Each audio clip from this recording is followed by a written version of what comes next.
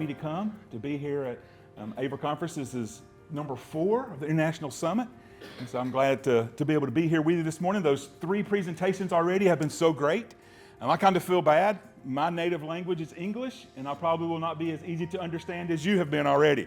My wife says I speak too fast. I've had too much coffee. And so if I start speaking too fast, then you can't understand. Say, slow down, slow down.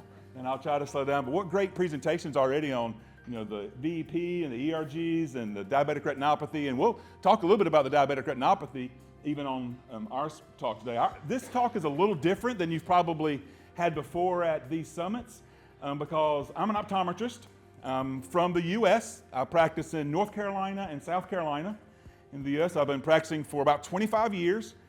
Not the whole time in the U.S. My wife and I spent about 10 years practicing optometry in private practice in the U.S. And we began making trips back and forth to Haiti, which is the poorest country in the Western Hemisphere, and doing eye care there. And that's kind of what birthed what I'm going to talk to you about this morning.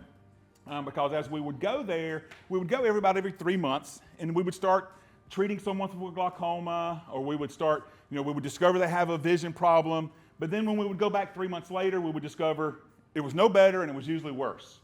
And so after a few years of doing that, we decided we needed to move there. And so we sold everything we had in the U.S. and we moved to Haiti. And we became medical missionaries planting clinics in remote villages throughout the country of Haiti. And that was right before the earthquake. We moved there 6 months before. You may have heard about a big earthquake in Haiti in 2010. And so that kind of changed things. But that's kind of how my trip along this journey started. And so I started off, so we're going to be talking about harnessing artificial intelligence and Web3 technology to eliminate preventable blindness. And that sounds like a big sort of a platitude to say we're going to eliminate preventable blindness.